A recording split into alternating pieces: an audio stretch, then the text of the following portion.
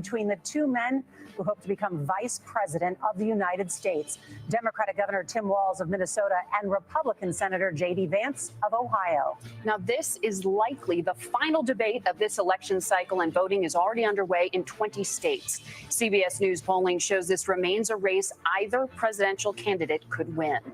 The CBS News vice presidential debate starts now.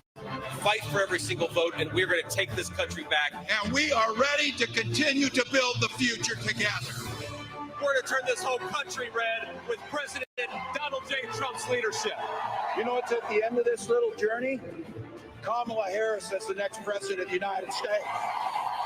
This is a CBS News special, live from CBS News headquarters in New York. America Decides, the vice presidential debate. Good evening, I'm Nora O'Donnell, and thank you for joining us for tonight's CBS News vice presidential debate. We want to welcome our viewers on CBS, on other networks here in the U.S. and around the world. We have a consequential night ahead, and our focus is the issues that matter to you, the voter. Let's introduce the candidates. Minnesota's Democratic Governor Tim Walz and Ohio's Republican Senator J.D. Vance tonight meeting for the first time. I'm Margaret Brennan. In order to have a thoughtful and civil debate, these are the rules that both campaigns have agreed to. Questions will be directed at one candidate, who will have 2 minutes to respond. The other candidate will be allowed 2 minutes for rebuttal.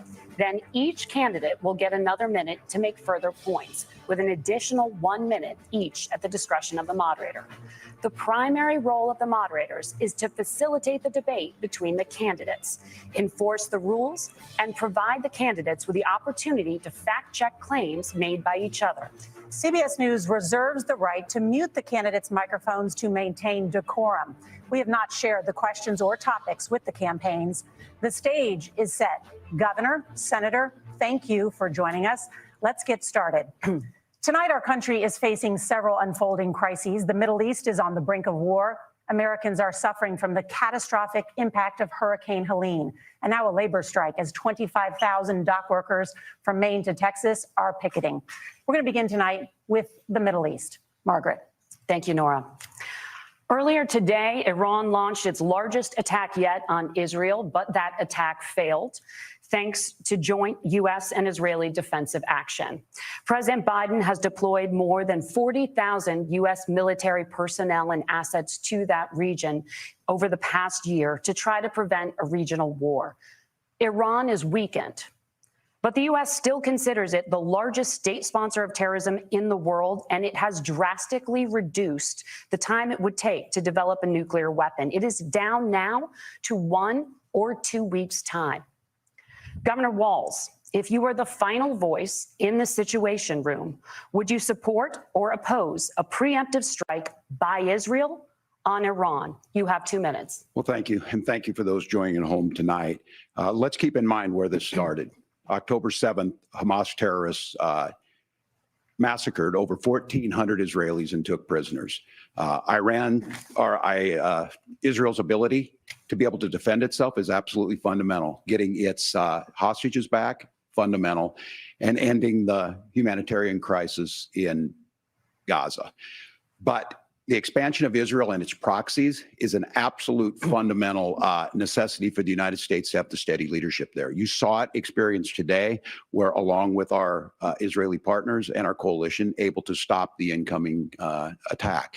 But what's fundamental here is that steady leadership is going to matter. It's clear, and the world saw it on that debate stage a few weeks ago. A nearly 80-year-old Donald Trump talking about crowd sizes is not what we need in this moment. But it's not just that. It's those that were closest to Donald Trump that understand how dangerous he is when the world is this dangerous. His chief of staff, John Kelly, said that he was the most flawed human being he'd ever met.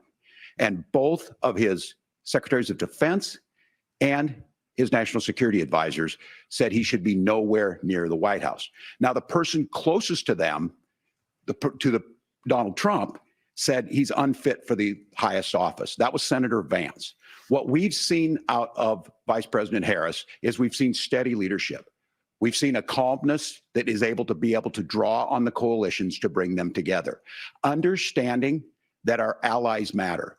When our allies see Donald Trump turn towards Vladimir Putin, turn towards North Korea, when we start to see that type of fickleness around holding the coalitions together, we will stay committed. And as the vice president said today we will protect our forces and our allied forces, and there will be consequences. Governor, your time is up. Senator Vance, the same question. Would you support or oppose a preemptive strike by Israel on Iran? You have 2 minutes. So, Margaret, I want to answer the question. First of all, thanks, Governor. Thanks to CBS for hosting the debate. And thanks, most importantly, to the American people who are watching this evening and caring enough about this country to pay attention to this vice presidential debate. I want to answer the question, but I want to actually give an introduction to myself a little bit because I recognize a lot of Americans don't know who either one of us are. I was raised in a working class family. My mother required food assistance for periods of her life. My grandmother required Social Security help to raise me. And she raised me in part because my own mother struggled with addiction for a big chunk of my early life. I went to college on the GI Bill after I enlisted in the Marine Corps and served in Iraq. And so I stand here asking to be your vice president with extraordinary gratitude for this country, for the American dream that made it possible for me to live my dreams. And most importantly, I know that a lot of you are worried about the chaos in the world and the feeling that the American dream is unattainable. I want to try to convince you tonight over the next 90 minutes that if we get better leadership in the White House, if we get Donald Trump back in the White House, the American dream is going to be attainable once again.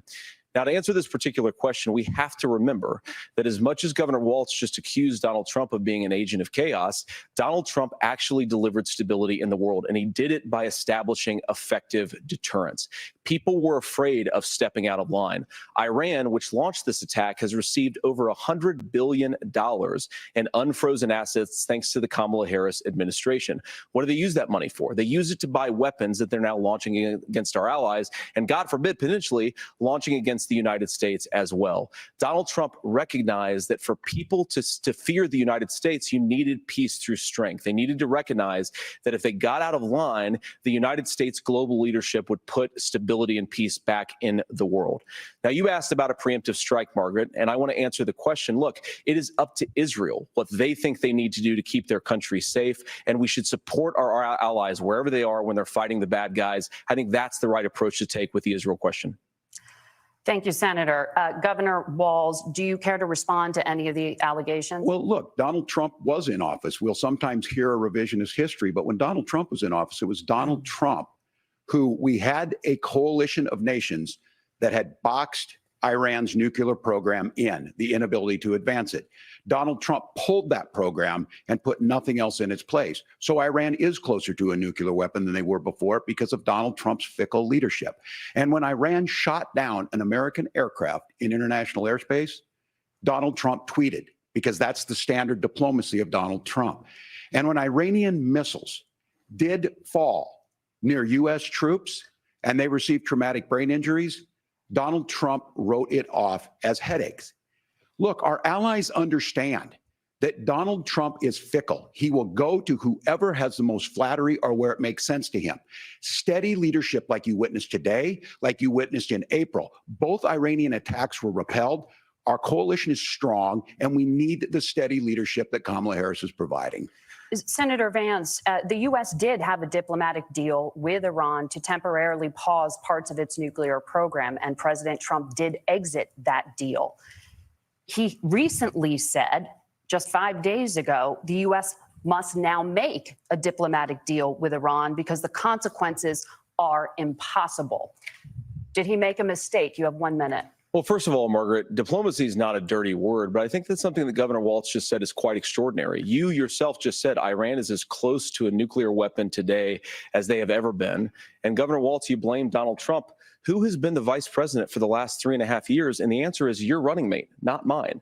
Donald Trump consistently made the world more secure. Now, we talk about what the sequence of events that led us to where we are right now, and you can't ignore October the 7th, which I appreciate Governor Walz bringing up. But when did Iran and Hamas and their proxies attack Israel? It was during the administration of Kamala Harris. So Governor Walz can criticize criticize Donald Trump's tweets, but effective, smart diplomacy and peace through strength is how you bring stability back to a very broken world. Donald Trump has already done it once before. Ask yourself at home, when was the last time, I'm 40 years old, when was the last time that an American president didn't have a major conflict break out? The only answer is during the 4 years that Donald Trump was president. Gentlemen, we have a lot to get to. Nora? Margaret, thank you. Let's turn now to Hurricane Helene. The storm could become one of the deadliest on record. More than 160 people are dead and hundreds more are missing. Scientists say climate change makes these hurricanes larger, stronger, and more deadly because of the historic rainfall. Senator Vance, according to CBS News polling, 7 in 10 Americans and more than 60% of Republicans under the age of 45 favor the U.S. taking steps to try and reduce climate change. Senator, what responsibility would the Trump administration have to try and reduce the impact of climate change? I'll give you 2 minutes. Sure. So first of all, let's start with the hurricane, because it's an unbelievable, unspeakable human tragedy. I just saw today actually a photograph of 2 grandparents on a roof with a 6-year-old child, and it was the last photograph ever taken of them because the roof collapsed and those innocent people lost their lives. And I'm sure Governor Walz joins me in saying our hearts go out to those innocent people, our prayers go out to them, and we want as robust and aggressive as a federal response as we can get to save as many lives as possible, and then of course afterwards to help the people in those communities rebuild. I mean, these are communities that I love. Some of them I know very personally in Appalachia, all across the Southeast. They need their government to do their job. And I commit that when Donald Trump is president again, the government will put the citizens of this country first when they suffer from a disaster. Now, Nora, you asked about climate change. I think this is a very important issue. Look, a lot of people are justifiably worried about all these crazy weather patterns. I think it's important for us, first of all, to say, Donald Trump and I support clean air, clean water. We want the environment to be cleaner and safer. But one of the things that I've noticed some of our Democratic friends talking a lot about is a concern about carbon emissions, this idea that carbon emissions drives all of the climate change. Well, let's just say that's true, just for the sake of argument, so we're not arguing about weird science. Let's just say that's true. Well, if you believe that, what would you want to do? The answer is that you'd want to reshore as much American manufacturing as possible, and you'd want to produce as much energy as possible in the United States of America, because we're the cleanest economy in the entire world. What have Kamala Harris's policies actually led to? More energy production in China, more manufacturing overseas, more doing business in some of the dirtiest parts of the entire world. And when I say that, I mean the amount of carbon emissions they're doing per unit of economic output. So if we actually care about getting cleaner air and cleaner water, the best thing to do is to double down and invest in American workers and the American people. And unfortunately, Kamala Harris has done exactly the opposite. Governor Walz, you have 2 minutes to respond. Well, we got close to an agreement because all those things are happening. Look, first of all, it is a horrific tragedy with this hurricane. And my heart goes out to the folks that are down there in contact with the governors. I serve as co-chair of the Council of Governors as we work together on these emergency managements. Governors know no partisanship. They work together to solve the governors and the emergency responders are on the ground. Those happen on the front end. The federal government comes in, makes sure they're there to that we recover, but we're still in that phase where we need to make sure that they're staying there, staying focused. Now, look, coming back to the climate change issue, there's no doubt this thing roared onto the scene faster and stronger than anything we've seen. Senator Vance has said that there's a climate problem in the past. Donald Trump called it a hoax and then joked that these things would make more beachfront property to be able to invest in. What we've seen out of the Harris administration now, the Biden-Harris administration, is we've seen this investment. We've seen massive investments, the biggest in global history that we've seen in the Inflation Reduction Act, has created jobs all across the country. 2,000 in Jeffersonville, Ohio, taking the EV technology that we invented and making it here. 200,000 jobs across the country. The largest solar manufacturing plant in North America sits in Minnesota. But my farmers know climate change is real. They've seen 500-year droughts, 500-year floods back to back. But what they're doing is adapting, and this has allowed them to tell me, look, I harvest corn, I harvest soybean, and I harvest wind. We are producing more natural gas and more oil at any time than we ever have. We're also producing more clean energy. So the solution for us is to continue to move forward, that climate change is real. Reducing our impact is absolutely critical. But this is not a false choice. You can do that at the same time you're creating the jobs that we're seeing all across the country. That's exactly what this administration has done. We are seeing us becoming an energy superpower for the future, not just the current. And that's what absolutely makes sense. And then we start thinking about how do we mitigate these disasters? Thank you. Senator, I want to give you an opportunity to respond there. The governor mentioned that President Trump has called climate change a hoax. Do you agree? Well, look, what the president has said is that if the Democrats, in particular Kamala Harris and her leadership, if they really believe that climate change is serious, what they would be doing is more manufacturing and more energy production in the United States of America, and that's not what they're doing. So clearly, Kamala Harris herself doesn't believe her own rhetoric on this. If she did, she would actually agree with Donald Trump's energy policies. Now, something Governor Walz said I think is important to touch upon, because when we talk about clean energy, I think that's a slogan that often the Democrats will use here. And I'm talking, of course, about the Democratic leadership. And the real issue is that if you're spending hundreds of millions or even billions of dollars of American taxpayer money on solar panels that are made in China, number one, you're going to make the economy dirtier. We should be making more of those solar panels here in the United States of America. Some of them are, Tim, but a lot of them are being made overseas in China, especially the components that go into those solar panels. So if you really want to make the environment cleaner, you've got to invest in more energy production. We haven't built a nuclear facility, I think, one in the past 40 years. Senator. Natural gas, we got to invest more in it. Kamala Harris has done the opposite. That's raised energy prices and also meant that we're doing Senator, worse by your the time climate. is up. Governor, would you like to respond? Well, look, we're producing more natural gas than we ever have. There's no moratorium on that. We're producing more oil. But the folks know, and like I said, again, these are not liberal folks. These are not folks that are Green New Deal folks. These are farmers that have been drought one year, massive flooding the next year. They understand that it makes sense. Look, our number one export cannot be topsoil from erosion from these massive storms. We saw it in Minnesota this summer. And thinking about how do we respond to that, we're thinking ahead on this. And what Kamala Harris has been able to do in Minnesota, we're starting to weatherproof some of these things. The infrastructure law that was passed allows us to think about mitigation in the future. How do we make sure that we're protecting by burying our power lines? How do we make sure that we're protecting lakefronts and things that we're seeing more and more of? But to call it a hoax and to take the oil company executives to Mar-a-Lago, say, give me money for my campaign, and I'll let you do whatever you want.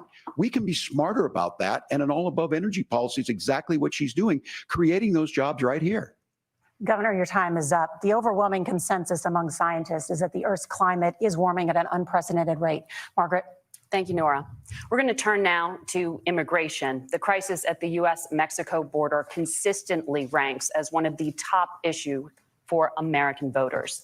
Senator Vance, your campaign is pledging to carry out the largest mass deportation plan in American history and to use the U.S. military to do so.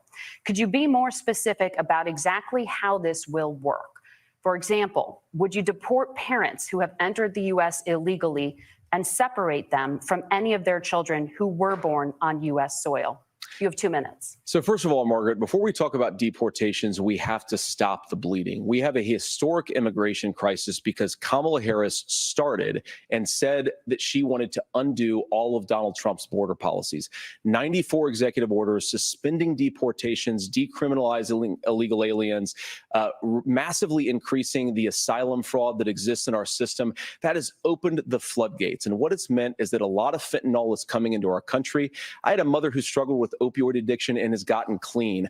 I don't want people who are struggling with addiction to be deprived of their second chance because Kamala Harris let in fentanyl into our communities at record levels. So you've got to stop the bleeding. You've got to re-implement Donald Trump's border policies, build the wall, re-implement deportations. And that gets me to your point, Margaret, about what do we actually do? So we've got 25 million illegal aliens who are here in the country. What do we do with them? I think the first thing that we do is we start with the criminal migrants. About 1 million of those people have committed some form of crime in addition to crossing the border illegally. I think you start with deportations on those folks. And then I think you make it harder for illegal aliens to undercut the wages of American workers. A lot of people will go home if they can't work for less than minimum wage in our own country. And by the way, that'll be really good for our workers who just want to earn a fair wage for doing a good day's work. And the final point, Margaret, is you ask about family separation. Right now in this country, Margaret, we have 320,000 children that the Department of Homeland Security has effectively lost. Some of them have been sex trafficked. Some of them hopefully are at homes with their families. Some of them have been used as drug trafficking mules. The real family separation policy in this country is unfortunately Kamala Harris's wide open southern border. And I'd ask my fellow Americans to remember when she came into office, she said she was going to do this. Real leadership would be saying, you know what, I screwed up. We're going to go back to Donald Trump's border policies. I wish that she would do that. It would be good for all of us. Governor, do you care to respond to any of those specific allegations, including that the vice president is, quote, letting in fentanyl and using kids as drug mules, among other things regarding children? The drug mule is not true, but I will say about this, about the fentanyl, because this is a crisis of this, the opioid crisis. And the good news on this is the last 12 months saw the largest decrease in opioid deaths in our nation's history, 30% decrease in Ohio, but there's still more work to do. But let's go back to this on immigration. Kamala Harris was the attorney general of the largest state, a border state in California. She's the only person in this race who prosecuted transnational gangs for human trafficking and drug interventions. But look, we all want to solve this. Most of us want to solve this, and that is the United States Congress. That's the Border Patrol agents. That's the Chamber of Commerce. That's most Americans out here. That's why we had the fairest and the toughest bill on immigration that this nation's seen. It was crafted by a conservative senator from Oklahoma, James Lankford. I know him. He's super conservative, but he's a man of principle, wants to get it done. Democrats and Republicans worked on this piece of legislation. The Border Patrol said, this is what we need in here. These are the experts. And the Chamber of Commerce and the Wall Street Journal said, pass this thing. Kamala Harris helped get there. 1,500 new border agents, detection for drugs, DOJ money to speed up these the adjudications on this, just what America wants. But as soon as I was getting ready to pass and actually tackle this, Donald Trump said no, told them to vote against it because it gives him a campaign issue. It gives him to, what would Donald Trump talk about if we actually did some of these things? And they need to be done by the legislature. You can't just do this through the executive branch. So look, we have the options to do this. Donald Trump had 4 years. He had 4 years to do this. And he promised you, America, how easy it would be. I'll build you a big, beautiful wall, and Mexico will pay for it. Less than 2% of that wall got built, and Mexico didn't pay a dime. But here we are again, 9 years after he came down that escalator, dehumanizing people and telling them what he was going to do. As far as the deportation plan, at one point, Senator Vance said it was so unworkable to be laughable. So that's where we're at. Pass the bill, she'll sign it. Governor, your time is up. Senator, the question was, will you separate parents from their children, even if their kids are U.S. citizens? You have 1 minute. Margaret, my point is that we already have massive child separations thanks to Kamala Harris's open border. And I didn't accuse Kamala Harris of inviting drug mules. I said that she enabled the Mexican drug cartels to operate freely in this country. And we know that they use children as drug mules, and it is a disgrace, and it has to stop. Look, I think what Tim said just doesn't pass the smell test. For 3 years, Kamala Harris went out bragging that she was going to undo Donald Trump's border policy. She did exactly that. We had a record number of illegal crossings. We had a record number of fentanyl coming into our country. And now that she's running for president, or a few months before, she says that somehow she got religion and cared a lot about a piece of legislation.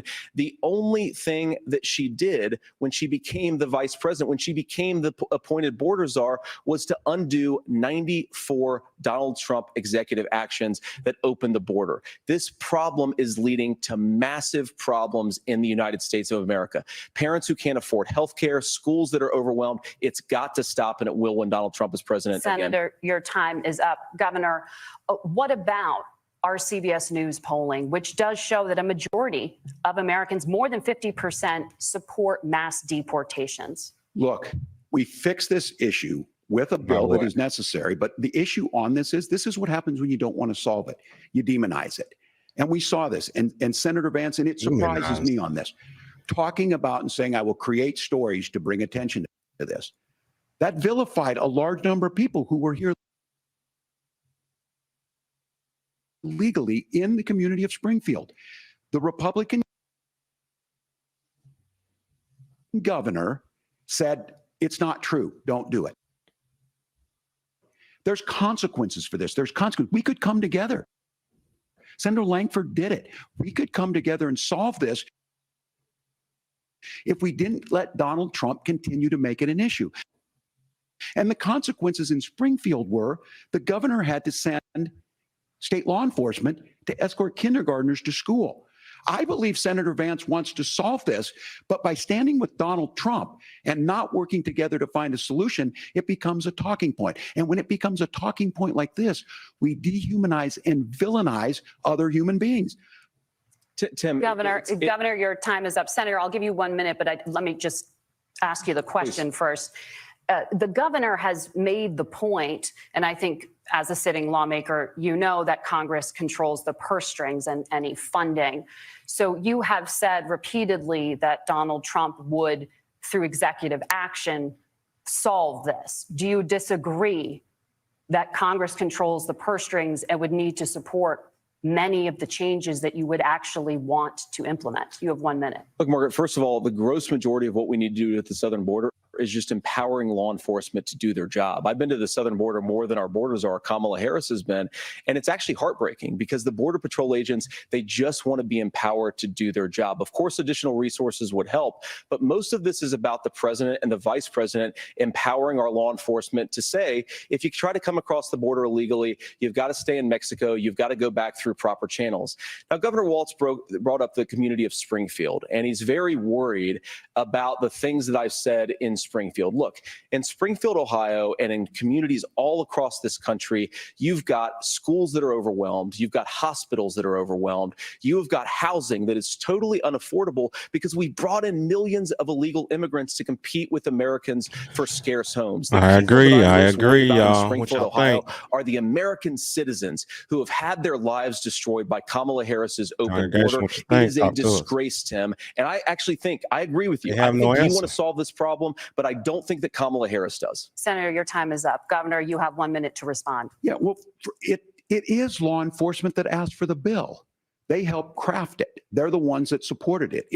That's because they know we need to do this. Look, this issue of continuing to bring this up, of not dealing with it, of blaming migrants for everything. On housing, we could talk a little bit about Wall Street speculators buying up housing and making them less affordable, but it becomes a blame. Look, this bill also gives the money necessary to adjudicate. I agree. It should not take 7 years for an asylum claim to be done. This bill gets it done in 90 days. Then you start to make a difference in this, and you start to adhere to what we know, American principles. Look, I don't talk about my faith a lot, but Matthew 25:40 talks about, to the least amongst us, you do unto me. I think that's true of most Americans. They simply want order to it. This bill does it. It's funded. It's supported by the people who do it. And it lets us keep our dignity about how we treat other people. Thank you, Governor. And just to clarify for our viewers, Springfield, Ohio does have a large number of Haitian migrants who have legal status, temporary protected status. Well, Margaret, but thank you, Senator. We have so much to get to. Margaret, I think it's important because we're going to turn out of the economy. Thank Margaret, you. The rules were that you guys weren't going to fact check, and since you're fact checking me, I think it's important to say what's actually going on. So there's an application called the CBP One app, where you can go on as an illegal migrant, apply for asylum or apply for parole, and be granted legal status at the wave of a Kamala Harris open border wand. That is not a person coming in, applying for a green card and waiting for 10 years. That is the facilitation of illegal immigration, Margaret, by our own leadership. Thank you, Senator, for describing the legal process. Check that app out too, y'all. It's been on the book since 1990. And thank you, gentlemen. The schedule app has not been on the books since 1990. It's something that Kamala Harris created, Margaret. Gentlemen, the audience can't hear you because your mics are cut. We have so much we want to get to. Thank you for explaining the legal process. Nora. Thank you, Margaret. The economy is a top concern for voters. Each of your campaigns has released an economic plan, so let's talk about the specifics. Governor Walz, Vice President Harris unveiled a plan that includes billions in tax credits for manufacturing, housing, and a renewed child tax credit. The Wharton School says your proposals will increase the nation's deficit by $1.2 trillion. How would you pay for that without ballooning the deficit? Governor, I'll give you 2 minutes. Yeah, thank you. And Kamala Harris and I do believe in the middle class because that's where we come from. We both grew up in that. We understand. So those of you out there listening tonight, you're hearing a lot of stuff back and forth, and it's good. It's healthy. That's what this is supposed to happen. You should be listening. How's this going to impact me? The bold forward plan that Kamala Harris put out there is talking about this housing issue. The one thing is there's 3 million new houses proposed under this plan with down payment assistance on the front end to get you in a house. A house is much more than just an asset to be traded somewhere. It's foundational to where you're at. And then making sure that the things you buy every day, whether they be prescription drugs or other things, that there's fairness in that. Look, the $35 insulin is a good thing, but it costs $5 to make insulin. They were charging $800 before this law went into effect. As far as the housing goes, I've seen it in Minnesota. 12% more houses in Minneapolis, prices went down on rent 4%. It's working. And then making sure tax cuts go to the middle class. $6,000 child tax credit, we have one in Minnesota, reduces childhood poverty by 1/3. We save money in the long run, and we do the right thing for families. And then getting businesses off the ground. The law as it stands right now is $5,000 tax credit for small business, increasing that to $50,000. Now, this is a philosophical difference between us. Donald Trump made a promise, and I'll give you this. He kept it. He took folks to Mar-a-Lago. He said, "You're rich as hell. I'm going to give you a tax cut." He gave the tax cuts that predominantly went to the top class. What happened there was an $8 trillion increase in the national debt, the largest ever. Now he's proposing a 20% consumption or sales tax on everything we bring in. Everyone agrees, including businesses, not to the consumer. Destabilizing it, it would increase inflation and potentially lead to a recession. Not to the consumer. Look, this is simple for you. Where are we going? Kamala Harris has said to do the things she wants to do. We'll just ask the wealthiest to pay their fair share. When you do that, our system works best, more people are participating in it, and folks have the things that they need. Senator, I want to give you a moment to respond on that. But similarly, the Wharton School has done an analysis of the Trump plan and says it would increase the nation's deficit by $5.8 trillion. My question is the same for you. How do you pay for all that without ballooning the deficit? I'll give you 2 minutes. Well, first of all, you're going to hear a lot from Tim Walz this evening, and you just heard it in the answer. A lot of what Kamala Harris proposes to do, and some of it, I'll be honest with you, it even sounds pretty good. Here's what you won't hear, is that Kamala Harris has already done it. Because she's been the vice president for 3.5 years. She had the opportunity to enact all of these great policies. And what she's actually done instead is drive the cost of food higher by 25%, drive the cost of housing higher by about 60%, open the American southern border and make middle-class life unaffordable for a large number of Americans. If Kamala Harris has such great plans for how to address middle-class problems, then she ought to do them now. Not when asking for a promotion, but in the job the American people gave her 3.5 years ago. And the fact that she isn't tells you a lot about how much you can trust her actual plans. Now, Donald Trump's economic plan is not just a plan, but it's also a record. A lot of those same economists attack Donald Trump's plan, and they have PhDs, but they don't have common sense and they don't have wisdom, because Donald Trump's economic policies delivered the highest take-home pay in a generation in this country, 1.5% inflation, and to boot, peace and security all over the world. So when people say that Donald Trump's economic plan doesn't make sense, I say, look at the record. He delivered rising take-home pay for American workers.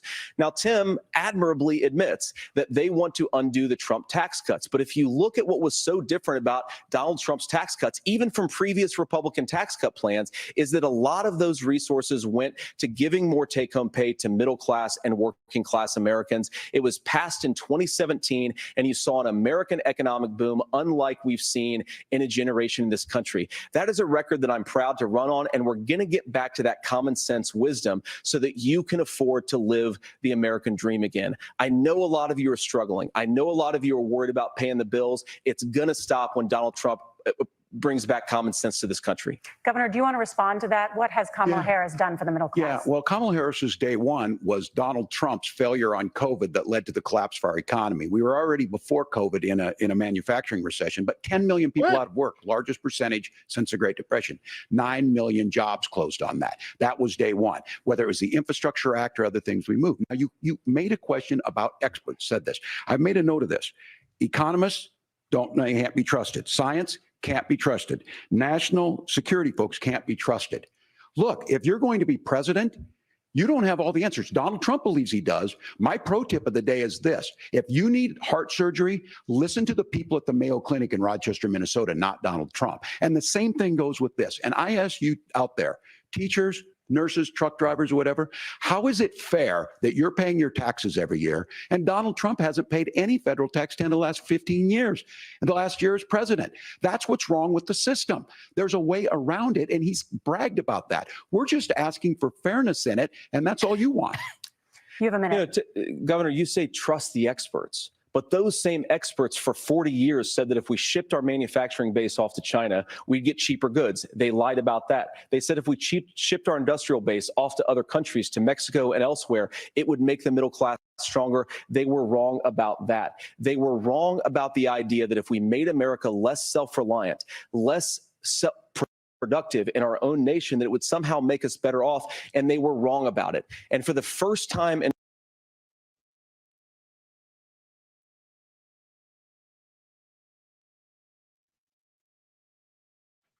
the generation, Donald Trump had the wisdom and the courage to say to that bipartisan consensus, we're not doing it anymore. We're bringing American manufacturing back.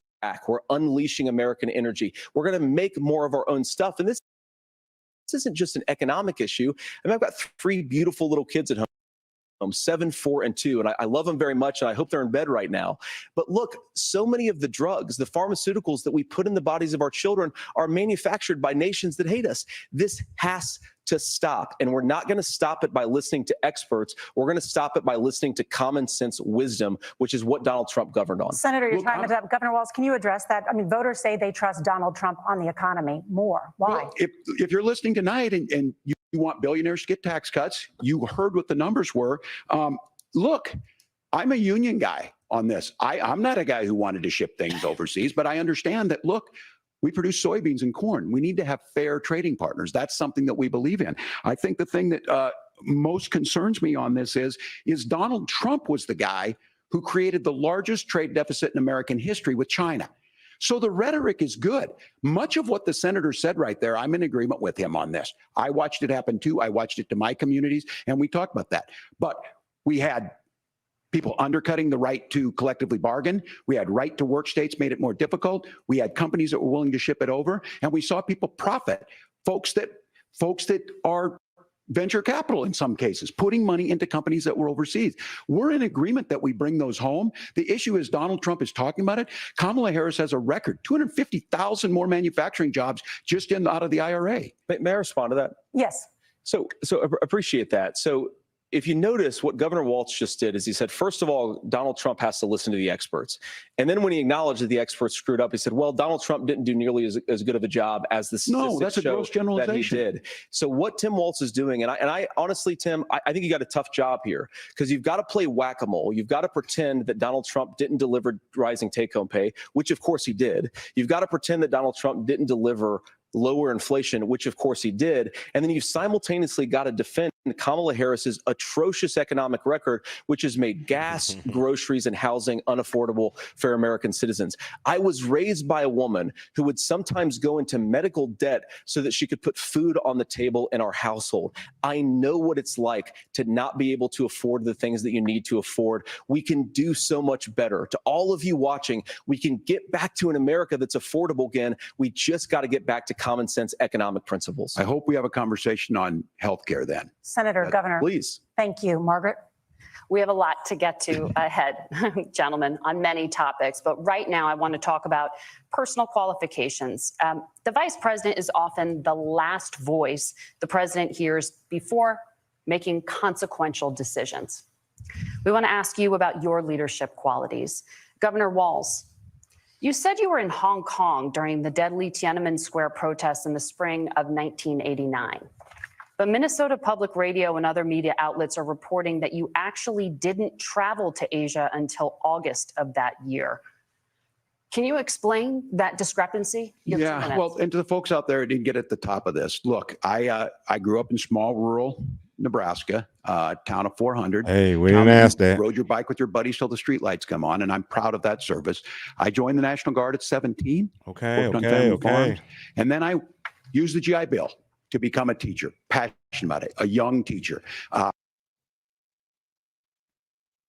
My first year out, I got the opportunity in the summer of '89 to travel to China. 35 years ago, be able to do that. I came back home and then started a program to take young people there. We would take basketball teams, we would take baseball teams, we would take dancers, and we would go back and forth to China. The issue for that was to try and learn. Now, look, my community knows who I am. They saw where I was at. Look, I will be the first to tell you, I have poured my heart into my community. I've tried to do the best I can, but I've not been perfect. And I'm a knucklehead at times, but it's always been about that. Those same people elected me to Congress for 12 years. And in Congress, I was one of the most bipartisan people working on things like farm bills. You don't want to answer it, working y'all. on veterans benefits. Congregation. And then the people of Minnesota What do y'all think? What are your were able thoughts? to elect me to governor twice. So look, my commitment has been from the beginning to make sure that I'm there for the people, to make sure that I get this right. I will say more than anything, many times I will talk a lot. I will get caught up in the rhetoric. But being there, the impact it made, the difference it made in my life, I learned a lot about China. I hear the critiques of this. I would make the case that Donald Trump should have come on one of those trips with us. I guarantee you he wouldn't be praising Xi Jinping about COVID. And I guarantee you he wouldn't start a trade war that he ends up losing. So this is about trying to understand the world. It's about trying to do the best you can for your community. And then it's putting yourself out there and letting your folks understand what it is. My commitment, whether it be through teaching, which I was good at, or whether it was being a good soldier or was being a good member of Congress, those are the things that I think are the values that people care about. Governor, just to follow up on that, the question was, can you explain the discrepancy? All I said on this was I got there that summer and misspoke on this. So I will just, that's what I've said. What? So I was in Hong Kong and China during the democracy protests went in. And from that, I learned a lot of what needed to be in governance. Thank you, Governor. Senator Vance, in 2016, you called your running mate, Donald Trump, unfit for the nation's highest office, and you said he could be America's Hitler. I know you've been asked many times, and you've said you regret those comments and explained you then voted for Donald Trump in 2020. But the Washington Post reported new messages last week in which you also disparaged Trump's economic record while he was president, writing to someone in 2020, quote, Trump thoroughly failed to deliver his economic populism. You're now his running mate, and you've shifted many of your policy stances to align with his. If you become vice president, why should Americans trust that you will give Donald Trump the advice he needs to hear and not just the advice he wants to hear? You have 2 minutes. Well, first of all, Margaret, because I've always been open. And sometimes, of course, I've disagreed with the president, but I've also been extremely open about the fact that I was wrong about Donald Trump. I was wrong, first of all, because I believed some of the media stories that turned out to be dishonest fabrications of his record. That is true. But most importantly, Donald Trump delivered for the American people. Rising wages, rising take-home pay, an economy that worked for normal Americans, a secure southern border, a lot of things, frankly, that I didn't think he'd be able to deliver on. And yeah, when you screw up, when you misspeak, when you get something wrong and you change your mind, you ought to be honest with the American people about it. It's one of the reasons, Margaret, why I've done so many interviews is because I think it's important to actually explain to the American people where I come down on the issues and what changed. Now, you pointed out to messages from 2020. Margaret, I've been extremely consistent that I think there were a lot of things that we could have done better in the Trump administration the first round.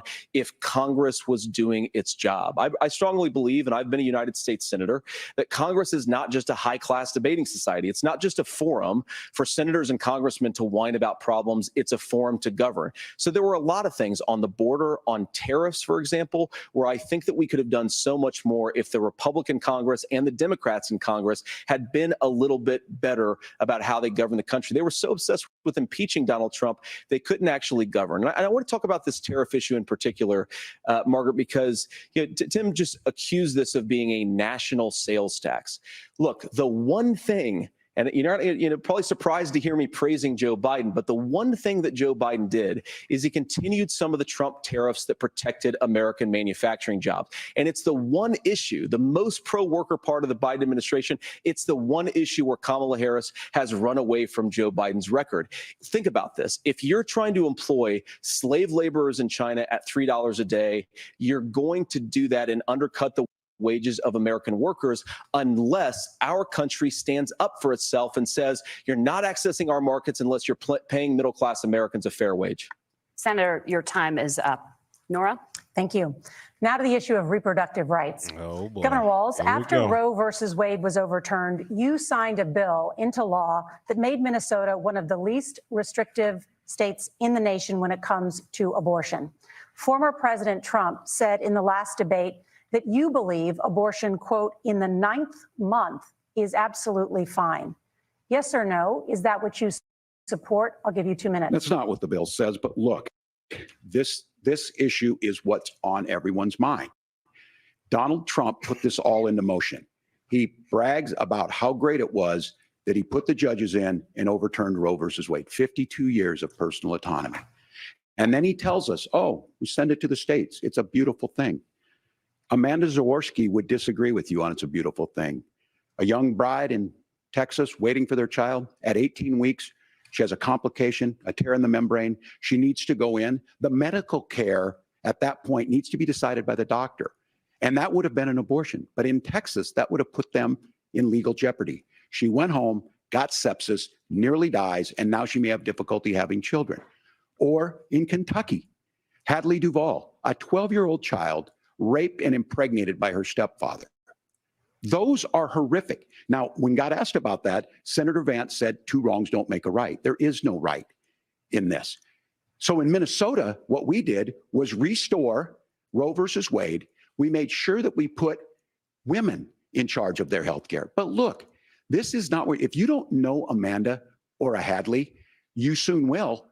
Their Project 2025 is going to have a registry of pregnancies.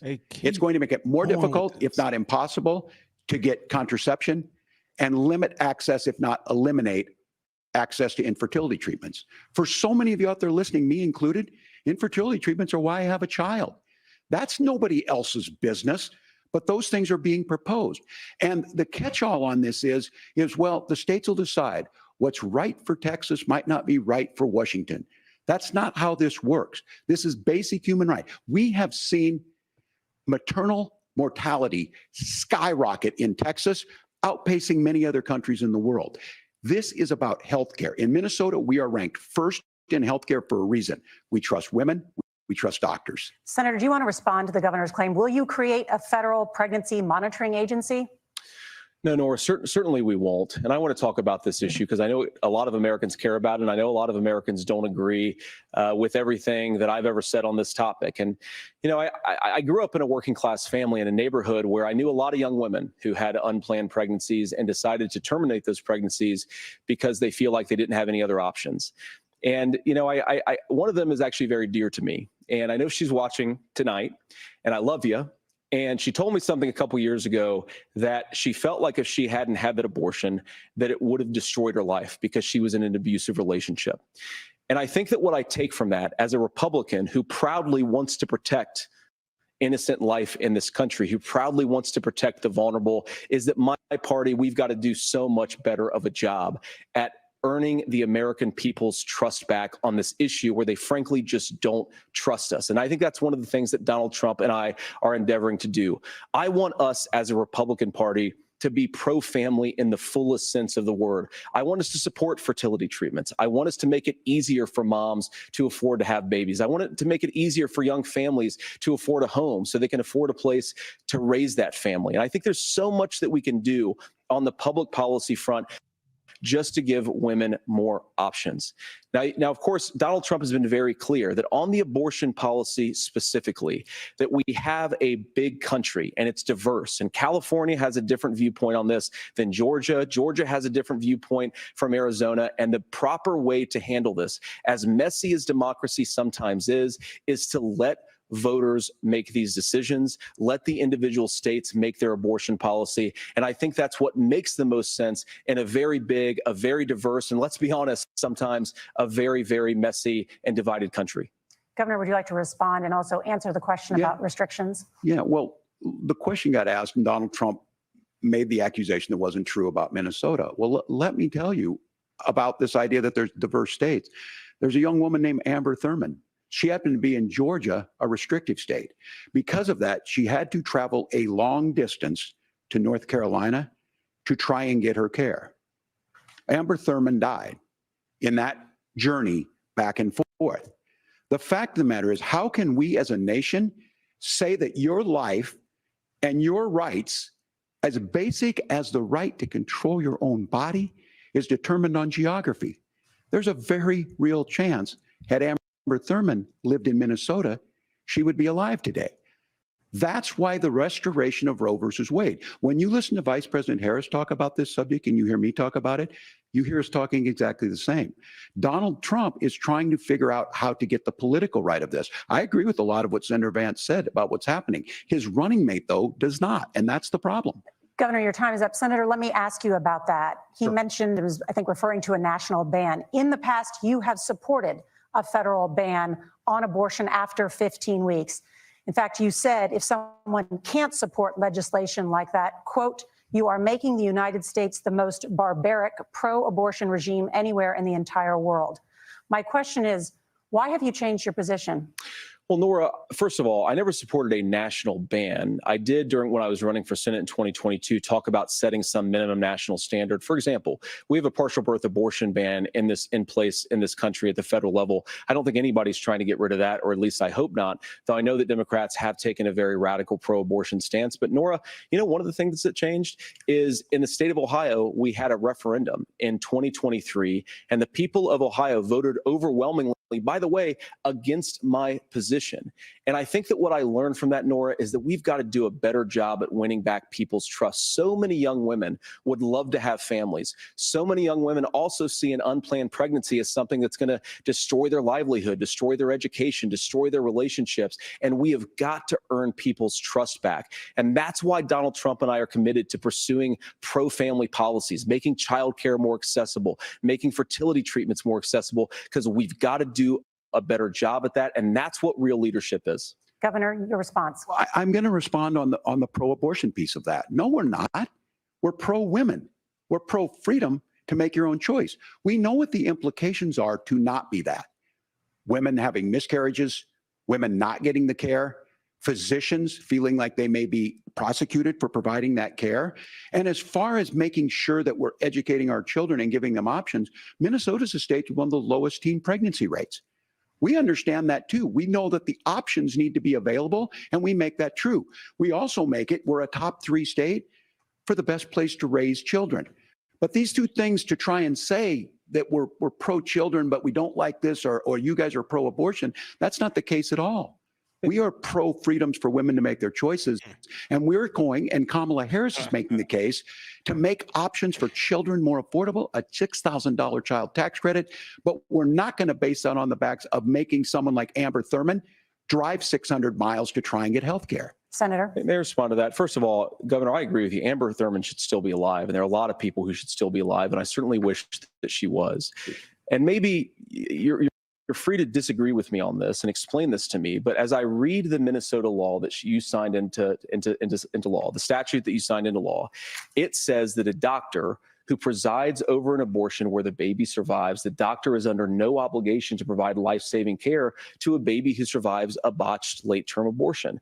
That is, I think, That's whether not you're true. pro-choice or That's not how the law pro-abortion, is. that is fundamentally barbaric. And that's why I use that word, Nora, is because some of what we've seen, do you want to force Catholic hospitals to perform abortions against their will? Because Kamala Harris has supported suing Catholic nuns to violate their freedom of conscience. We can be a big and diverse country where we respect people's freedom of conscience and make the country more pro-baby and pro-family. But please.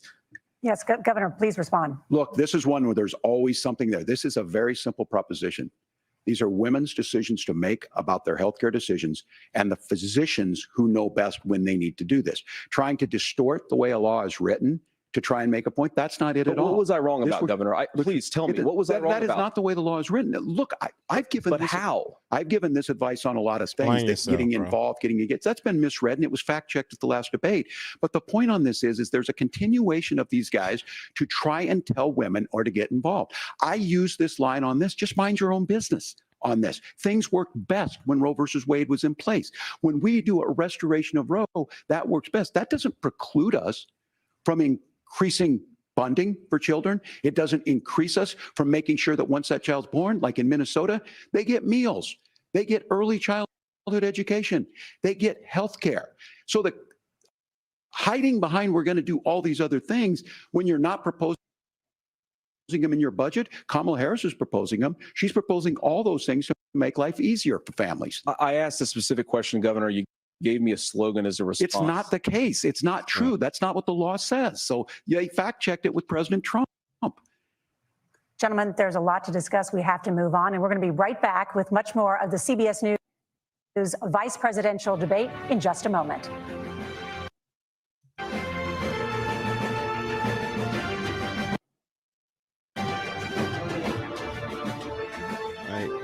So congregation, what y'all think about that? What do y'all think about that? I'm curious in what you guys got to say about it. I don't know if I can say Vance is actually J.D. I don't know. It's kind of neck and neck because they kind of, avoiding some questions. And I mean, that's what I've been seeing so far. Both of them kind of dancing. Vance been trying to, push the policies of Trump, but Walz, I don't know. It's in the comments, man. What y'all think? Let me know what y'all think, man. What did you think about the first little half before the break, before the intermission? Because I think that when it comes to the foreign policy, it's terrible right now, especially what's coming up now. And do you think that Kamala will have a hold on it if she's elected? If she's elected this November, in January, you think she'll have a hold on it? Right now, she's part of the administration that they haven't really did their part other than just giving money out, because that's all they've been doing for Ukraine, for Israel, giving them money, giving them equipment, things of that nature. So I'm like, how it has to be some type of endpoint or some type of truce or whatever, right? So that's what I would say with that. And especially the border. When they was talking about the border, think about, so the current administration has been there a little over 3.5 years or whatnot. And it's been crazy. It's been crazy at the border. There hasn't been any executive action to take care of it. Now, they do repeat that fact that a bill was proposed and a bill didn't pass the Congress or whatever, right? So even though Trump did say, maybe whisper in somebody's ear or whatever on the Republican side in Congress, say, hey, don't fall for that, I'm pretty sure that he had his own reasonings, and those reasonings were funding for these other wars, for funding for Ukraine and things of that nature. billions of dollars that are going. That was a part of it. You know how when they make these bills, they'll say, you know, the border and things of that nature, but they slide these other things that are in there. And they won't have, they trying to get the funding for other things at the same time. So they kind of kill one bird, a group of birds with one stone. That's just basically what they're doing. So it's interesting. It's interesting. I know that this particular debate is not the must see TV like it was previously, but I think it's important. I think having a debate like this, having the different perspectives is important. But I would like for them to actually be more specific. Be more specific. Answer the questions. Don't dance around. Don't dance around. Don't do anything like that. Just let us know. Let us know. Let us know what's on your mind and your policy. Be specific, because they're dancing around. JD, he's dancing around too. And I like the whole fact. I'm gonna tell you this. I like the whole fact that JD, he was you remember how when he was saying that he didn't like Trump at first and was against his policies and things of that nature. Well, okay. And then he said the reason for that is because of media. Media did that. Media swayed it. And that's the thing. But let's go back to it and see what's up. They're about to start it back up again. I'll shut up.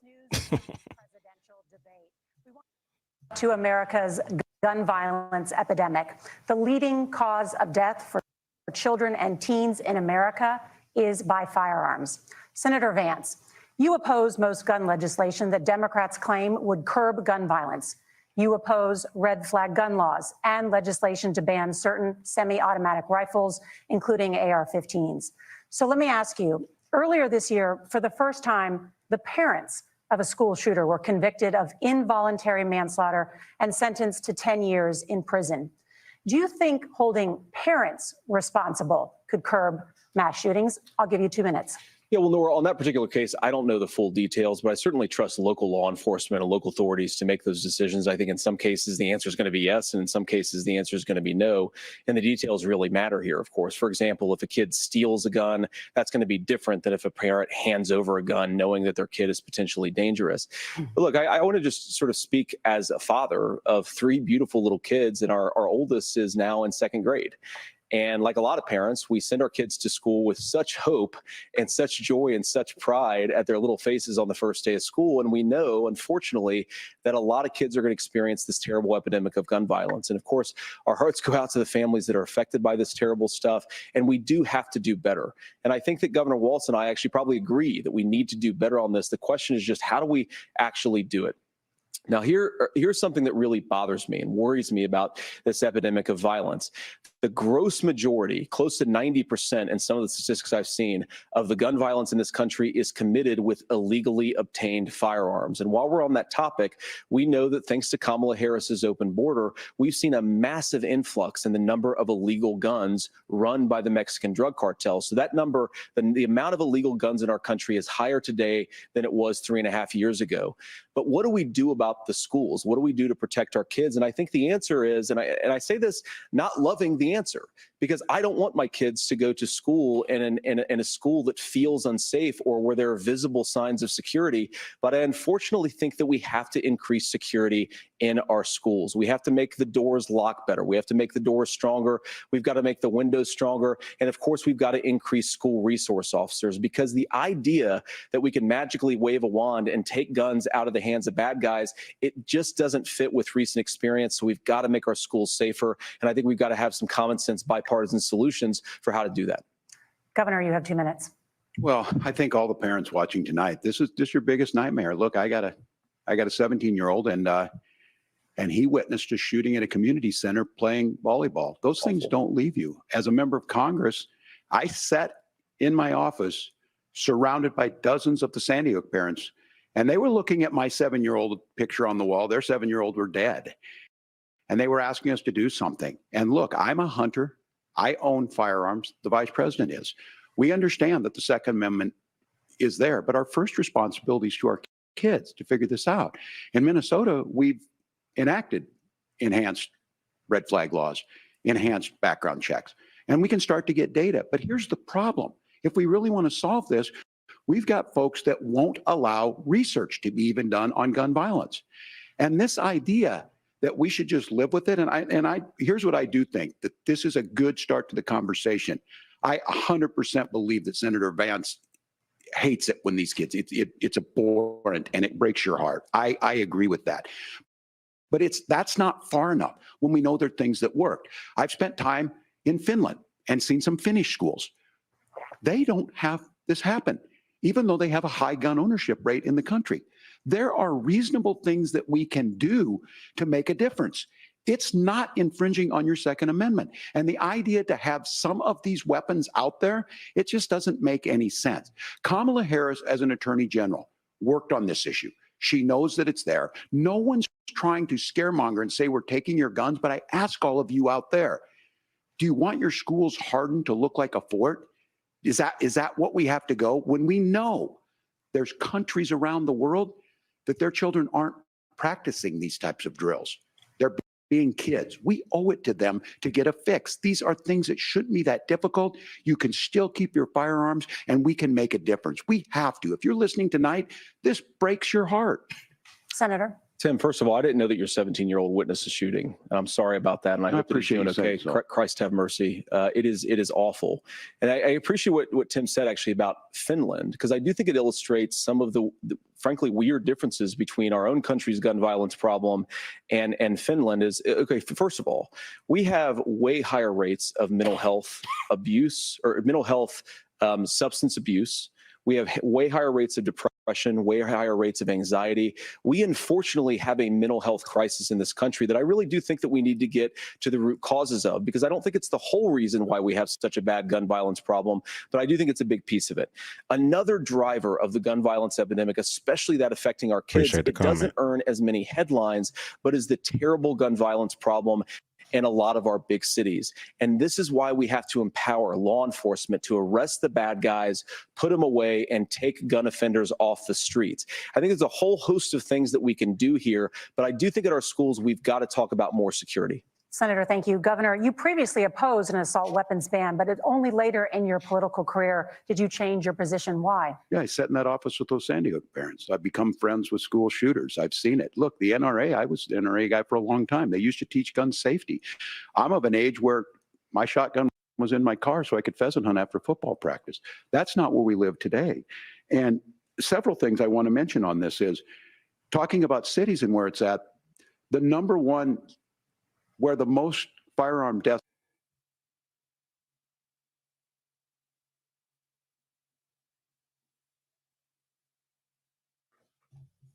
happen in Minnesota are rural suicides. And we have an epidemic of children getting guns and shooting themselves. And so we have, and we should look at all of the issues, making sure folks have health care and all that, but I want to be very careful. This idea of stigmatizing mental health, just because you have a mental health issue doesn't mean you're violent. And I think what we end up doing is we start looking for a scapegoat. Sometimes it just is the guns. It's just the guns. And there are things that you can do about it. But I do think that this is one, and I think this is a healthy conversation. I think there's a capacity to find solutions on this that work, protect Second Amendment, protect our children. That's our priority. Gentlemen, thank you. Margaret? Thank you, Nora. Let's turn now to the top contributor to inflation, No answers. the high cost of housing and rent. There's a shortage of more than 4 million homes in the United States, and that contributes to the high housing prices. Governor Walz, the Harris campaign promises a $25,000 down payment assistance for first-time home buyers and a $10,000 tax credit. They also promise to build 3 million new homes.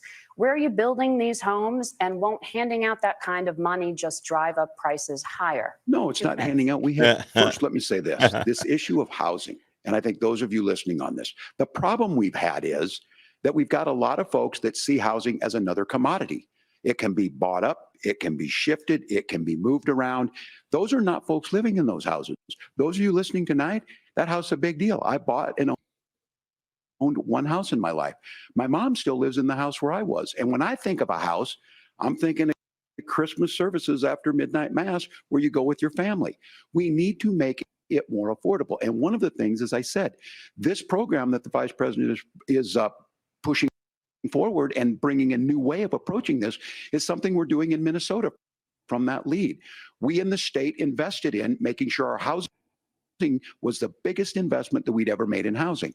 It starts to make it easier. We cut some of the red tape. Local folks, look, we can't do it at the federal level, but local folks make it easier to build those homes. And then that down payment assistance. I can tell all of you out there, one of the, certainly for me, using the GI Bill was one thing, but a veteran's home loan, the big thing about a veteran's home loan is you don't have to pay the down payment.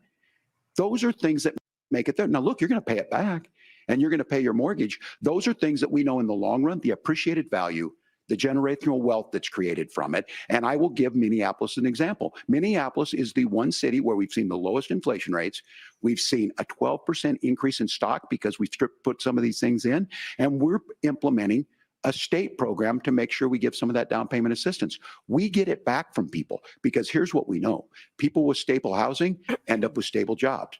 People with stable housing have their kids able to get to school. All of those things in the long run end up saving our money. And that's the thing that I think we should be able to find some common ground in, but we can't blame stable housing immigrants for the only reason. That's not the case that's happening in many cities. The fact of the matter is that we don't have enough naturally affordable housing, but we can make sure that the government's there to help kickstart it, create that base.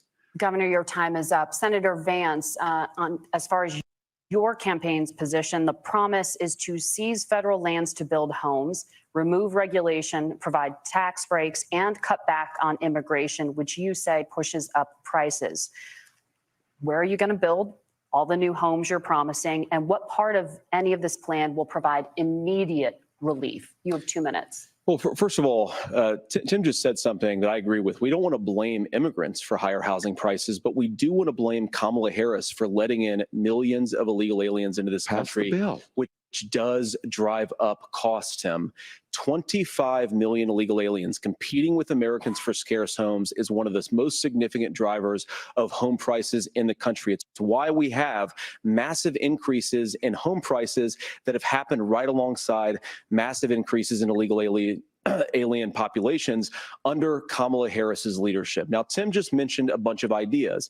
Now, some of those ideas I actually think are halfway decent, and some of them I disagree with. But the most important thing here is Kamala Harris is not running as a newcomer to politics. She is the sitting vice president. If she wants to enact all of these policies to make housing more affordable, I invite her to use the office that the American people already gave her, not sit around and campaign and do nothing while Americans find the American dream of homeownership completely unaffordable.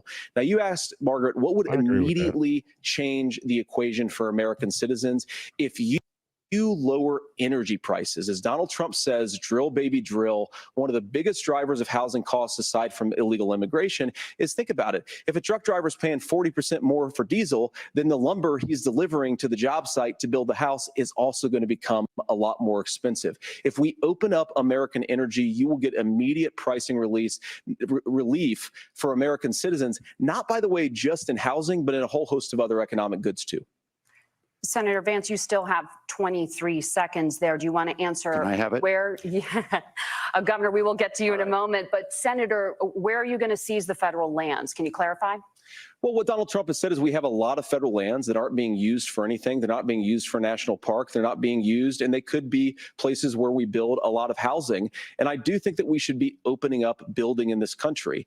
We have a lot of land that could be used. We have a lot of Americans that need homes. We should be kicking out illegal immigrants who are competing for those homes, and we should be building more homes for the American citizens who deserve to be here. Senator, your time is up. Governor, I do want to let you respond to the allegation that the vice president is letting in. Well, of course, that's not true. And again, you have the facts. I guess we agreed not to fact check. I'll check it. That, look, crossings are down compared to when Donald Trump left office. But it's, again, blaming and not trying to find the solution. I was going to ask, though, on this question, are we going to drill and build houses in the same federal land? And I think when people hear federal lands, these are really important pieces of land. Now, Minnesota doesn't have a lot of federal lands. I know in the western part of the countries we do. There's not a lot of federal lands in and around Minneapolis, for example. So the issue is I don't understand the federal lands issue unless we see this, and I worry about this as someone who cares deeply about our national parks and our federal lands. Look, Minnesota, we protect these things. We've got about 20% of the world's fresh water. These lands protect. They're there for a reason. They belong to all of us.